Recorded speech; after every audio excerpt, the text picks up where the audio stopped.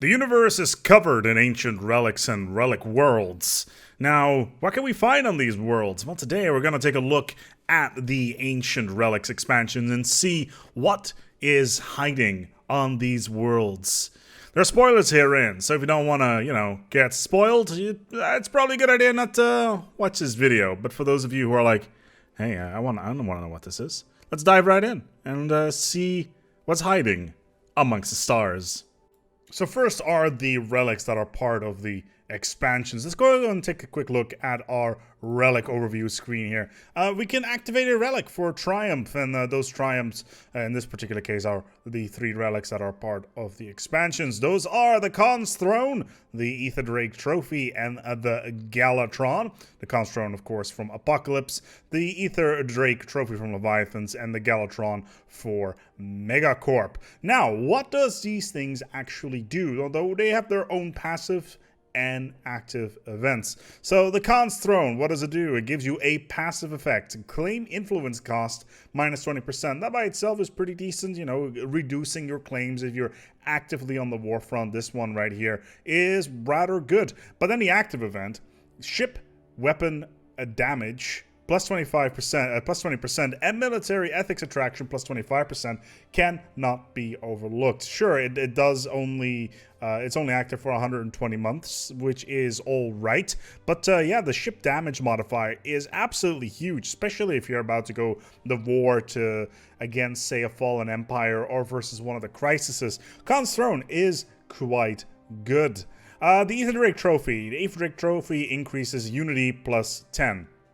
By the time you get to kill the Ether Drake, 10 Unity is absolutely nothing. You should be generating in the hundreds, if not thousands already by the time you kill an Ether Drake, because the amount of fleet power that you need is rather big. It also gives you a happiness modifier for a cost of 150 influence. Overall, it's not that great. It's just underwhelming, really. Plus 10% happiness, you can get that through other ways by the time you get the Ether Drake. And then, of course, there is the Galatron. Now, what does the Galatron do? It gives you plus 3 influence. That right there is rather nice. And on top of that, the Galatron randomly spews 4 resources upon activation.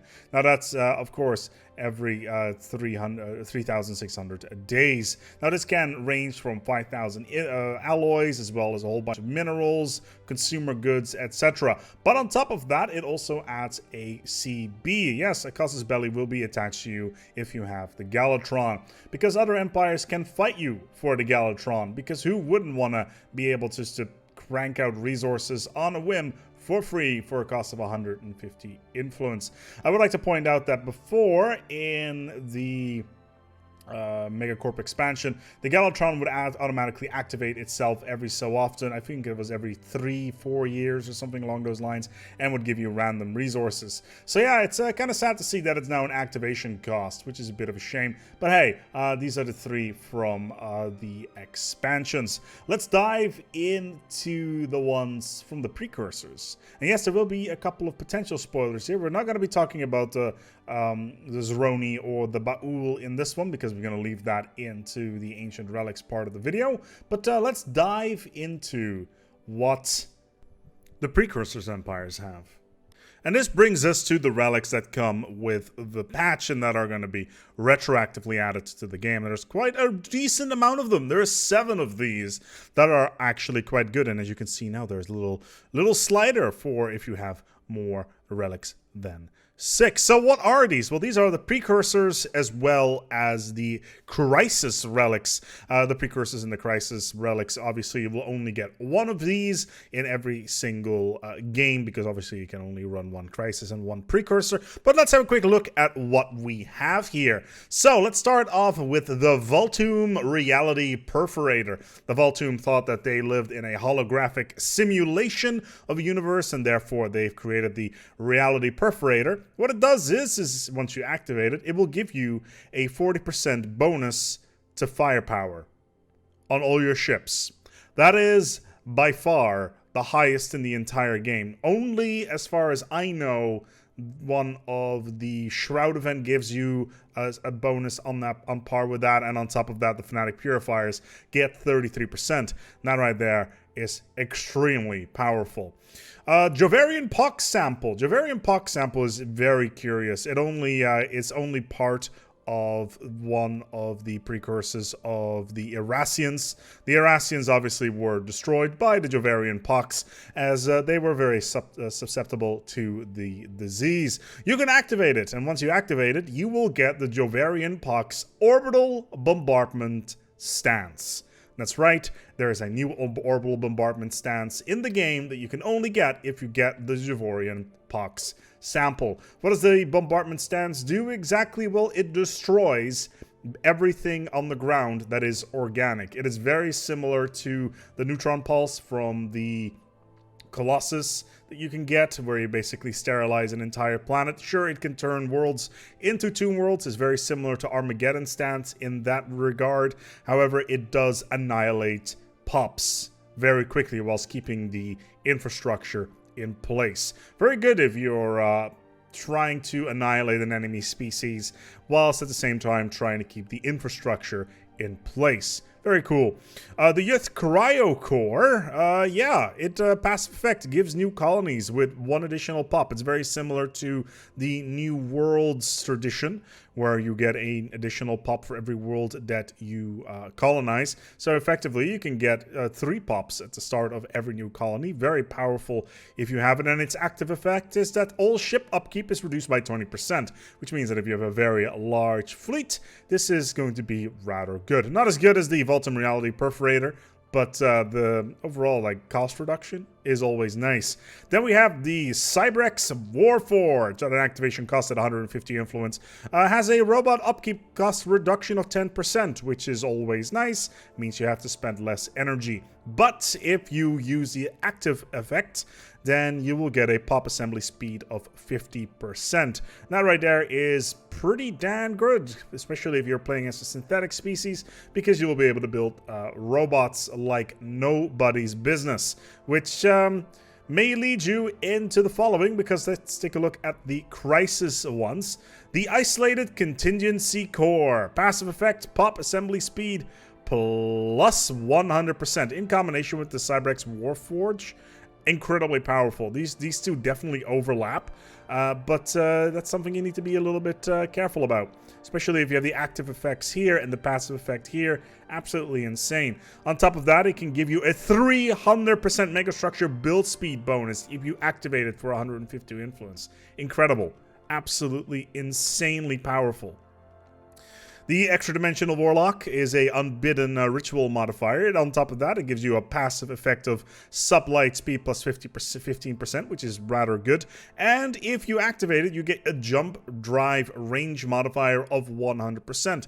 Quite good if you want to stay as mobile as possible. Sure, if you jump, you will still get the negative modifier of having your fleet power being reduced by a rather massive amount, but having additional range and being incredible mobile is the name of the game with Hyperlanes. And then we have the Praetorian Brood Queen. As far as I know, this is the only relic of the bunch that has an activation cost that is not influence-based. This is food-based. For 10,000 food, you can spawn a small Praetorian fleet that's about 9k in strength with a bunch of battleships and cruisers. And on top of that, it gives you a society research bonus of 30, which by itself is not all that great, and unless the balance has changed quite a bit, you probably won't see this very often, but still, it's still an interesting little modifier here. You may have noticed that the First League does not get themselves a relic, and that's probably because they spawn their Ecumenopolis,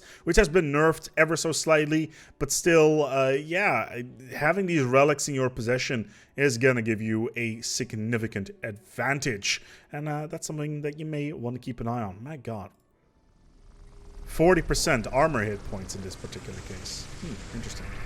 Now I managed to completely forget about this one. This is the Surveyor. The Surveyor comes from the special drones. Yes, that's right, the drones get their own relic. And what it does is it gives you a passive +1 sensor range, but it also scans planets in your territory for new resources with a cooldown of 3,600 days.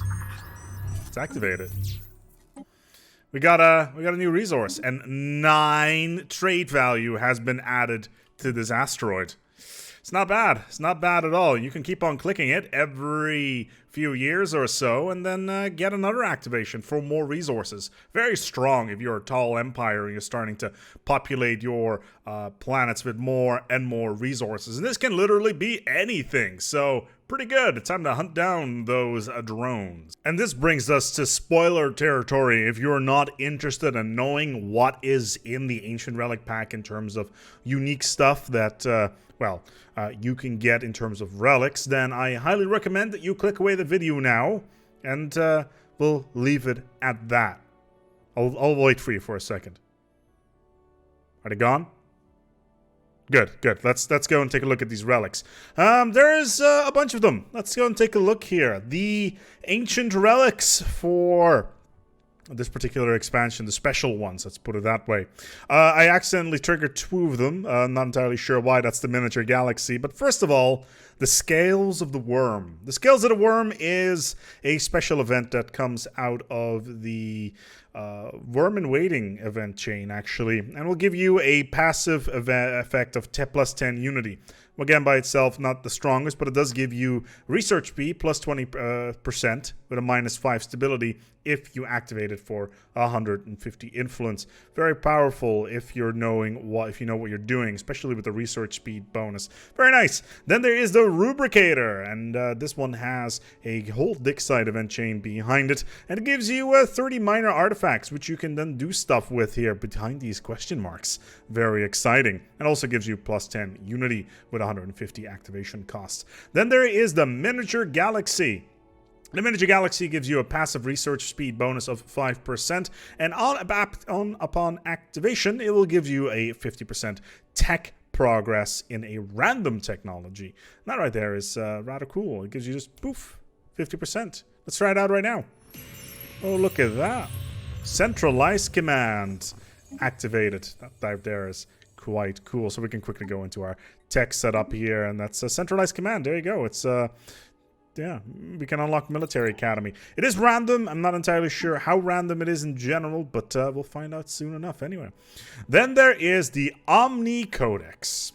So the Omni Codex, first of all, it gives you a passive effect of gene modification points +1, which is pretty good. It means that your species will get a gene modification point modifier, which in combination with the biological ascension perk from Utopia is actually quite powerful. But upon its active effect, will spawn a bunch of pops from an extinct species on one of your planets. From testing, I've seen about 3 of these spawning every single time with random traits, and you can just select on where you want them to spawn. That right there is incredibly good. It's Getting new pops, always good to have.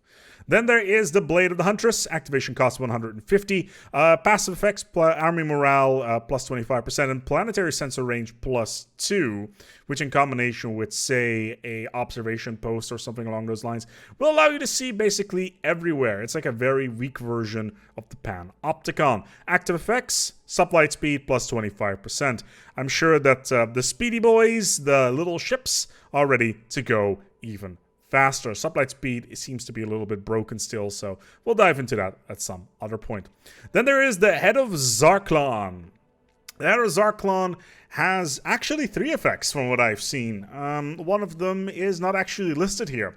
First of all, it gives you a Spiritualist Ethics attraction of plus 50%, and if you activate it, it gives you a small Fallen Empire fleet, and that by itself may not seem like a very big deal. However, if you do have the Head of Zarklon, the Spiritualist Empires, or at least the Fallen Empires, basically will say to you, hey, you have the Head of Zarklon, you're the one that has been foretold. Please colonize these holy worlds that are just outside of our territory. It's fine. And that's right. Those holy worlds, if you got this bad boy, it's all yours. That's quite a good bonus. Ready? Let's pave over paradise. Then there is a defragmenter. The defragmenter is it's a robot item. It gives you a passive robot upkeep reduction of 10%, and on top of that, it gives you on activation a monthly energy credits bonus of 20% and a research speeds and engineering in 10% as well. Quite powerful, especially the monthly energy credits bonus is very similar to the edict that's attached to that. And then we get to the Zaul and the Zaul, the Baul, and the Zeroni. So, like I said, we're heavily in spoilers territory here. So let's dive right into it. The last Baul. Passive effects, pop growth speed plus 10%. It's nice. Active effect. Unlocks decision. New Baul life seeding. Granting the ability to turn one non-Ecumenopolis, non-Hive, non-Machine world into a Gaia world at a cost of 200 influence. Plus, it will give you a bunch of free pops on that planet. Insanely powerful. Insanely good. I love it. I love it. It's really nice. And then there is the Psionic Archive. Cooldown for the on the passive effect sign. Cooldown to breach into the shroud is reduced by 50%. Basically, if you get the Psionic Archive, you're basically kind of forced to go down the Psionic side, which is a little bit annoying if you are materialist. But contact the spirit of Yabuxti to seek guidance in different matters. And if you do that, you can get a bunch of boons from a special entity in the shroud at any time, as long as the countdown is there. Really fun. Really fun. I'm really looking forward to see more relics in the future. I would not be surprised if this is not the last that we've seen of relics in the entire career of this particular game. There is so much space for expansion, so much more artifacts, new storylines, new dig sites, and new archaeology where you can find these items. Extremely excited for all of these things and to see how they're all going to develop. I think they're exceptionally good, but we'll see once we get to review time. But yeah, we're going to go wrap it up here. This has been Relics, an overview for the Ancient Relics expansion coming out on June 4th. Until next time, take good care of yourselves, and as always, each other.